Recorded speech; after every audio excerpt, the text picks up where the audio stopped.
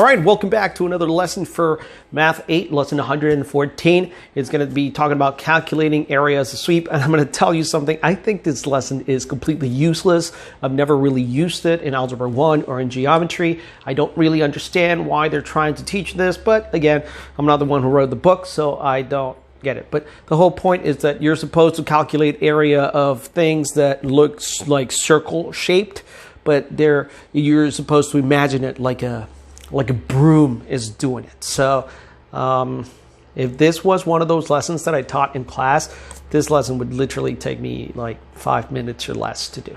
So yeah, let's get into this lesson. Yay! Hooray, math. All right, so moving on with this lesson, this is example 1, and they say, okay, so if this was a broom, CA was the width or the length of a broom, how long is the broom? The broom would be 5 centimeters. Because that's a radius. All right.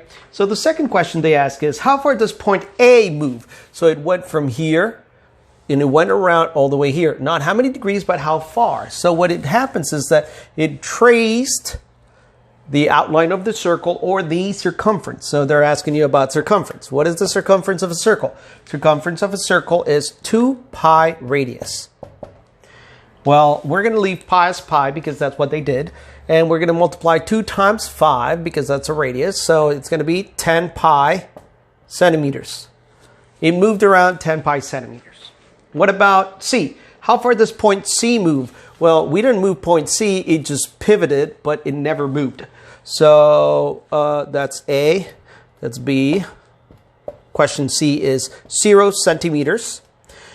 Question D is then, what is the average of the distance between C and A? So A moved 10 pi centimeters and C moved 0 centimeters. So what we're going to do is we're going to add them. What is 10 pi plus 0? It's 10 pi, right? So we got 10 pi centimeters divided by 2 would be 5 pi centimeters. That's it, 5 pi centimeters. And then for question E, A, B, C, D, E, F, G, H, I, K, J, L, M, N, O, P. But I'm not going to impress you with my alphabet knowledge. I'm doing math. And so right now what we're going to do is we're going to put the area. Area is going to be area of a circle. It's pi times radius squared. The radius is 5 squared. Pi. So it would be the same thing as 25 pi centimeters squared. That's example 1. I don't feel like you should know anything about the sweep or anything like that because it might actually confuse most of you. I mean, I just don't get why they're trying to do it, but that would be example 1. Let's move on then to example number 2. For the second example, we have a cone, and they say, what is the lateral surface area? So we don't have to worry about the base, we just have to worry about the side, the cone itself. And so they tell us the slant height is 4 inches and the diameter is 2 inches. So to be able to find that, we have to find circumference times the slant height, I think it is, right? Oh, we have to find the average of the circumference plus times the slant height. Well, kind of makes sense.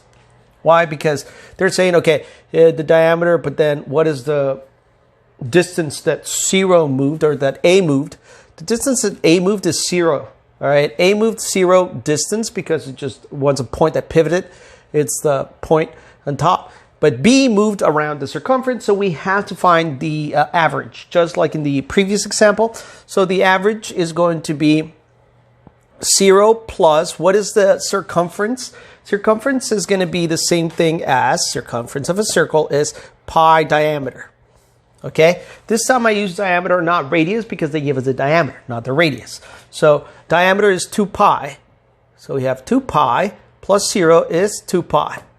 Then we're going to divide by 2, and we're going to see that it's going to be 1 times pi or just pi. So that's what it moved. And the reason is because A moved 0, but B moved the circumference of the circle. It makes sense, right?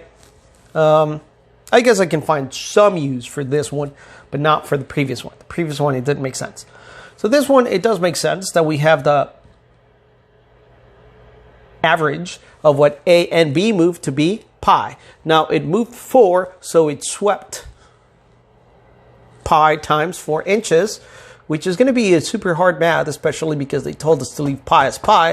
It's going to be 4 pi inches squared, because it's lateral surface area, and so it's 4 pi inches squared. Yeah, that's it. This is it for this lesson. So that was super fun. What a ride we had in this lesson, huh? So yeah, that's it. I'll see you guys in the next one. And yeah, we have only six more lessons to go. Woohoo! Yeah.